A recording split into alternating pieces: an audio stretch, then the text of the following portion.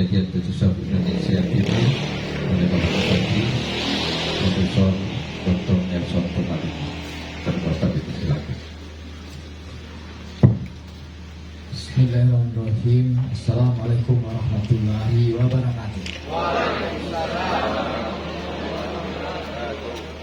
Alhamdulillah wa syukurillah wa la haula wa la quwwata illa billah.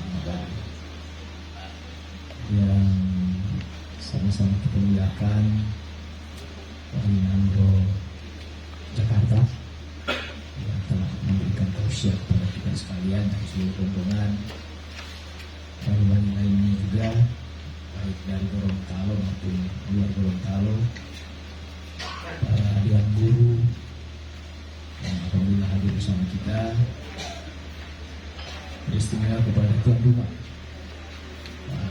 Nadiem Ali ini luar biasa, juga kepada kepala desa, tokoh-tokoh masyarakat, Pak Kapolsek, jamaah sekalian yang saya muliakan. Alhamdulillah pada hari ini kita sekalian bisa berjamaah di sini. Saya kira karena saudara batin kita melalui tauhid tasawuf. Mungkin saya sendiri perlu dinasihati, bukan penasihat.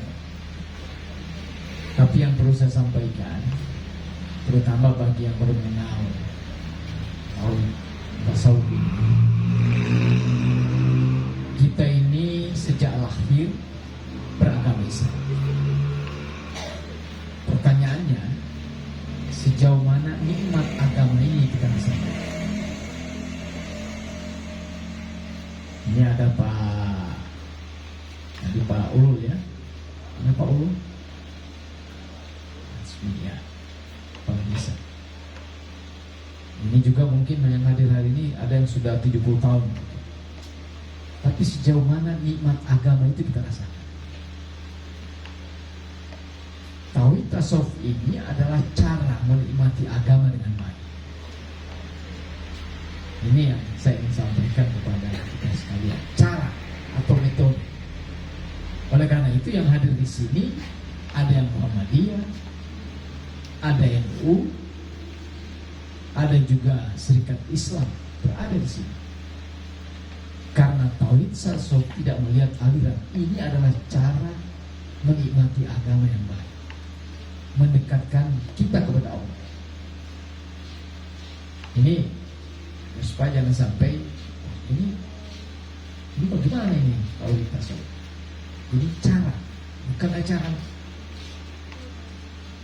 Untuk kita selamat, ini kita semua punya hak selamat.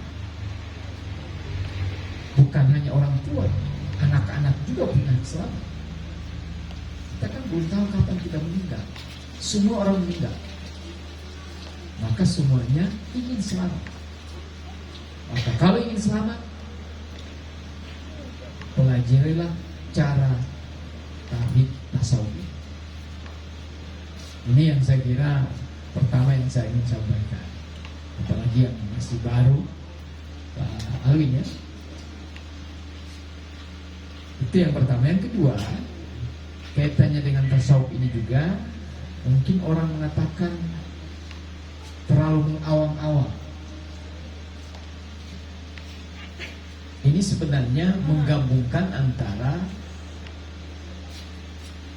syariat dengan hakikat. Jadi tidak meninggalkan syariat. Kadang-kadang mungkin ada tasawuf orang tua dulu. Ini urusan kita orang-orang tua ini, ya kan? Terbatas. Kok mau selamat kok terbatas? Mestinya kita semua harus selamat. Nah, alhamdulillah melalui MPPTI inilah yang dibuka kepada kita sekalian. Bahwa kita kalau mau selamat, ya metodenya caranya seperti itu. Menggabungkan antara syariat dengan hakikat.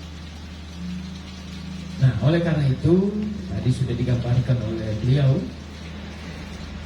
bahwa kita tidak hanya menggunakan akal di dalamnya, tapi juga batinnya.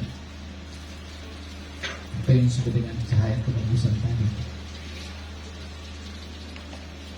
Ini yang saya kira yang diamalkan di dalam tasawuf. Saya sendiri masih belajar baru sekalian. Tetapi setelah mempelajari cara ini, maka kita nikmati agama ini. Agama ini tidak boleh hanya dinikmati pada saat bulan puasa, pada sholat dalam masjid, tapi seluruh kehidupan kita. Kalau petani, dia nikmati sebagai petani. Saya sebagai bupati, saya juga nikmati. Kalau semuanya menikmati seperti itu, ya insya Allah tidak ada masalah di dunia ini. Aman semuanya. Pak polisi tidak perlu pusing-pusing lagi. Karena ternyata di berbagai daerah yang ikut tauhid tasawuf ini saya kagum, itu justru orang-orang bermasalah. Hari ini tidak membuat masalah. Ini luar biasa kepada kita sekalian. Bapak sekalian saya hormati, yang kedua, kita bisa lihat juga hari ini saya Pak Alwin luar biasa dengan kenikmatan dari rumah dekat masjid begini. Namanya Masjid Istiqlal lagi ya. Saya pikir Istiqlal ini cuma di Jakarta.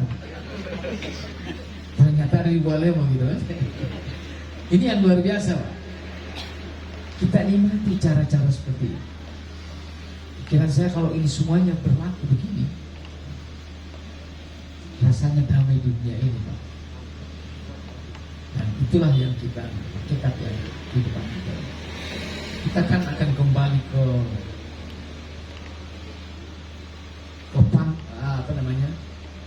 kampung halaman. Kampung halaman kita ini bukan ini Pak. Bukan ini Manado Pak. Ini bukan kampung halaman Pak. Kampung halaman itu akhirat. Karena ini cuma kita datang sementara, pulang semuanya. Pulang kita semuanya. Maka untuk pulang yang baik, yang ikuti cara ini.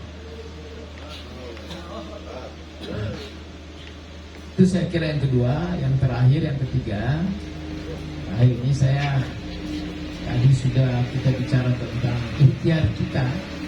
Hampir 2 tahun kita ini dikungkung oleh corona. Dampaknya luar biasa. Ekonomi, pergaulan, silaturahmi, pakai masker terus, bahkan pendidikan. Saya di Kabupaten Gorontalo sejak 1 September sudah membuka sekolah. Mungkin di sini belum Pak? Belum ya? Boleh belum ya? Saya sudah buka. Seluruh dari TK sampai SMP, karena itu hak bupati. SMA hak gubernur. Kenapa saya buka? Setelah saya lihat anak-anak sudah stres semuanya. Gara-gara ini corona sudah stres. Yang paling parah orang tuanya lebih stres lagi. Karena kurang lebih data menunjukkan sama saya Pak, 400 lebih tidak sekolah lagi. Tidak mau sekolah lagi. Putus sekolah. Yang kedua, 26 orang sudah nikah SMP. Bahkan ada 1 orang SD. Ini kan parah Pak. Jadi kalau ini sampai dengan tahun depan, semuanya akan nikah ini. Ya kan? Nah, oleh karena itu saya mengambil sikap kita buka sekolah dengan catatan ada ikhtiar di dalamnya. Jangan sombong di dalamnya. Seperti saya sampaikan tadi, pakai masker, jaga jarak, vaksin. Vaksin itu sudah diteliti Bapak sekalian. Masa presiden tidak takut dia beliau? Masa dokter-dokter semuanya divaksin? Pasti kalau tidak benar vaksin itu dokter tidak mau. Itu upaya ikhtiar kita. Tapi upaya yang lainnya adalah kita cari siapa yang membuat corona itu. Dan itulah melalui doa yang kita lakukan hari ini. Dakwah, safari dakwah yang dibuat oleh MPPTI termasuk ke Gorontalo. Mudah-mudahan dengan cara seperti inilah corona akan hilang di muka bumi ini, sehingga kita akan kembali seperti semula kehidupan kita. Tetapi seperti yang saya dapatkan kepada beliau, corona ini pertama azab, ya. Yang kedua peringatan kepada kita, dan yang terakhir ketiga ujian. Jadi ini ada hikmahnya juga ini corona. Kita selalu bersih, kita selalu menjaga imun, kita selalu ingin bahagia, karena bahagia itu menambah kekuatan kita di dalam. Kita juga mau vaksin pakai teliti. Kita juga sekarang pakai IT. Sekarang biar apa segala, ya. Nah, ini saya ada hikmah positifnya, tapi kita tidak mau terlena dengan itu. Maka alhamdulillah dengan safari dakwah oleh PPTI, insya Allah sampai dengan Kuala bahkan dunia ini, corona ini dengan cara-cara seperti ini kita hilangkan di muka bumi. Amin. Saya kira ini saja yang sampaikan, dan sekali lagi intinya kami atas nama masyarakat Gorontalo, Pak, dan juga